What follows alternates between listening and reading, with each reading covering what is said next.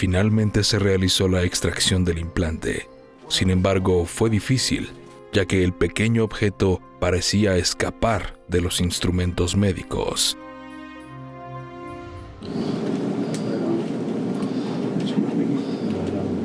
Wow, you got a hold of it. You got it. See it? Yeah. You see how I was a little too fast, I know. But I'll show it to you before I take it out. I have it, see, I have it in my clamp. It's coming out. Yeah. Coming out. Lost it. Right, the skin. Oh, Lord. Yeah, that's overconfidence for you. That was a little bit too easy. Yeah, of course. Moved it. Wow, it's way cool. It's like it's moving away. Yeah. Does it? Well, no, it's because I'm moving the tissue. Oh, okay. It isn't actually moving, it's just me. Well, Yeah, a hold of it. well, it's probably attached to something that's Mhm. tough. There you got it. Yeah, you could have the soft tissue too, see, without having the object.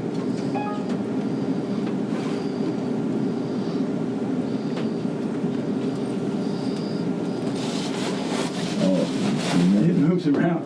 Yeah, it does quite a bit. Now, it's possible that there's some magnetic effect that is in play too, that we haven't determined. Well, usually it's just me with the tissue, though.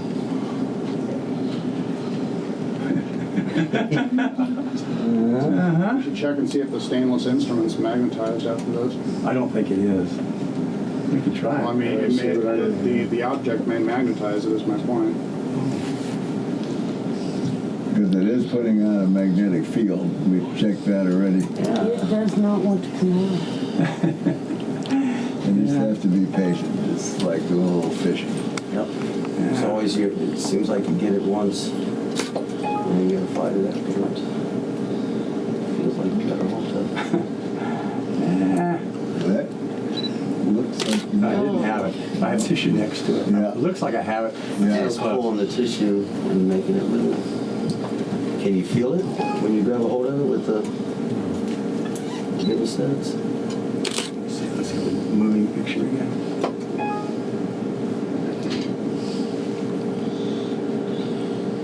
Well, my arm's gonna feel like that pulls the same. I'm not on it. Oh, it's skin Reinforcements here. Oh, hurt like hell. I don't think it's going to hurt much. I don't think it's going to hurt much. Anyway, you should use an Alice for this. Oh, you take a lot of stuff with you. You had an Alice. Yeah, but you'd be, you would have larger jaws.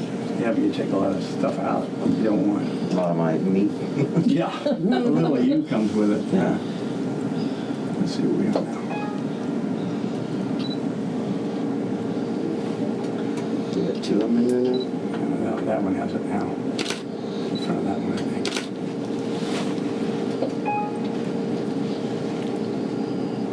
Got it. No. Nope. You just want to push away from you. See, it's not quite on it. I have the tissue next to it. Watch it move. See, it looks like I have it. See, you see, it's not quite there. Which was adherent to it. So it was sort of stuck in and it had tissue growing around it. So when you reached to grab it, you couldn't grab the tissue itself. You couldn't get the blunt clamp in, and you would need a sharper object. So in expressing it and finally releasing it, we actually had to take a scalpel to cut it out. So normally you're able to reach in and grasp something. It has a little scar tissue, but this had a lot around it. So, why do you think that happened? oh, it may just be the layer of tissue that it was in. Sometimes if something lands in a layer of fat, then it's going to be easy to get out. If it lands in an area of tough connective tissue, then it attaches to that, and then it's very difficult to get out. If you compare this extraction to others, it was the same or it was very different? This was a little more difficult than most. Most of the time I'm able to get out sooner and quicker than this.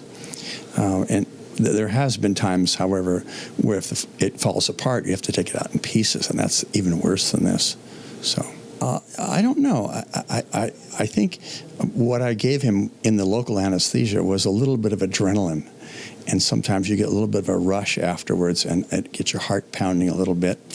And I'm not sure if it was from that or if it was from, sometimes people will pass out just looking at needles and stuff, and you're never sure about what your body does. Okay, we're going this way.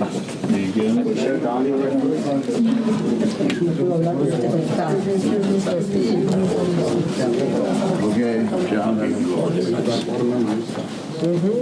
Wait. Exactly.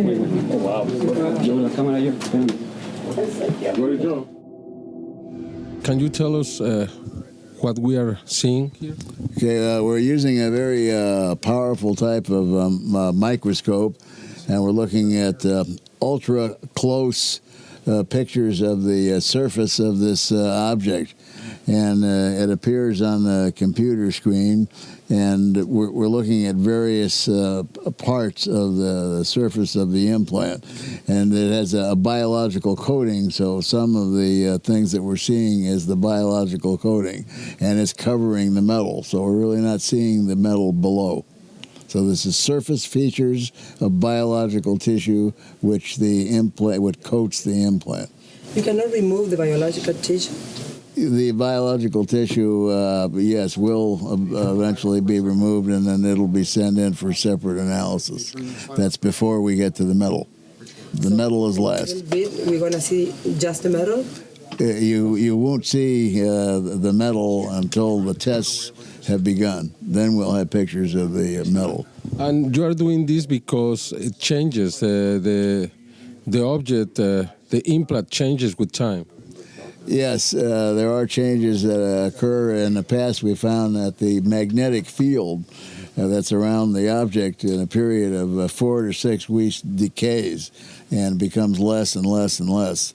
Right now, in its present state, it's usually fairly magnetic, even after it's out of the body for 4 to 6 weeks. What did you expect to find? Well, if we expect to find something similar to what we've seen with the other ones, and that includes metals containing meteoric iron and other minor elements, we expect to. In the past, we've seen structures within the metal. Some are carbon nanostructures, and then there's crystalline sodium chloride structures that we've seen in the other ones. Also, there's some figures like spheres and ovoids, and at this point we don't know exactly what they are, but they are there too. So whatever this is, it houses a very complex, highly advanced nanotechnological electronic device. The superficial view is similar on the other ones? Yes, superficial view is similar both in color and in texture to the other ones, with exception of the one we did on the last case, which was a little rod-typed or shaped material which came apart in pieces and then started to reassemble by itself after 48 hours. Con el poderoso microscopio electrónico fue posible detectar nanoestructuras en el interior del implante. And what we could be looking at is actually nerve fibers. And this in large part could be what's called a node of Ranvier. And Ranvier's nodes are between, they're like links on nerve fibers where nerve bundles come together.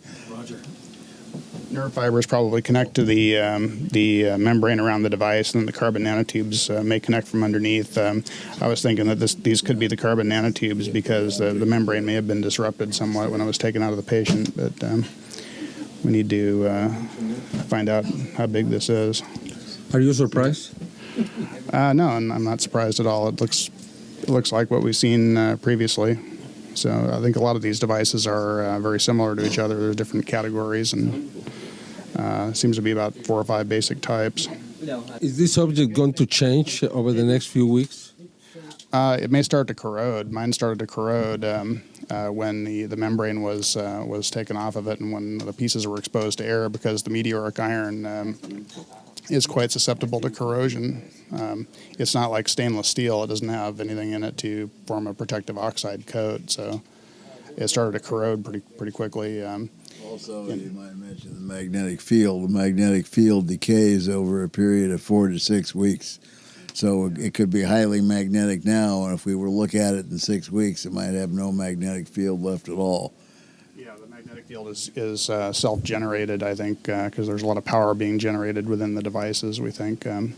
These devices may be putting out as much as several hundred watts of scalar wave electromagnetic energy when they're operational. That type of energy is difficult to detect with the instrumentation that people normally use, but there are special instruments that can detect it, and it would have several advantages in that it would have a much longer range, and there's very little loss in scalar energy between the transmitter and the receiver. And Nikola Tesla was experimenting with technology like that, and the government probably has this sort of technology as well, but it's not used by the general public because it's mostly classified. There are changes that occur. In the past, we found that the magnetic field that's around the object in a period of 4 to 6 weeks decays and becomes less and less and less. Right now, in its present state, it's usually fairly magnetic, even after it's out of the body for 4 to 6 weeks. The analysis of the tissue is going to be starting right now or takes longer? It takes a while for it to get done because we do one test at a time. It's like looking through the layers of an onion. You peel the most superficial layer and you look at that, and then the next one and the next one and the next one. And then finally we get into the metal itself, and that's when the metal analysis begins. What did you expect to find?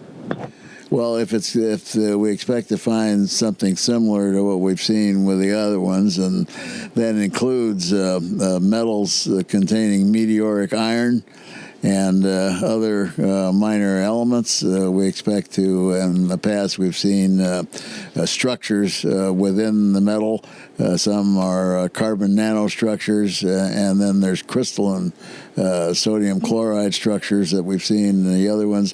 Also, there's some figures like spheres and ovoids, and at this point we don't know exactly what they are, but they are there too.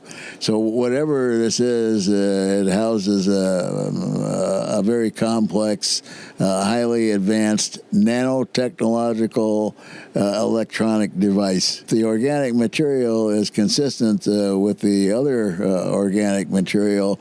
We found that it's eventually made up of keratin, hemosiderin, which is an iron pigment stain, and also it has what's called striated keratin, which is a very strong piece of material that makes up your skin and so on. But lately we've had some other findings which indicates that the biological tissue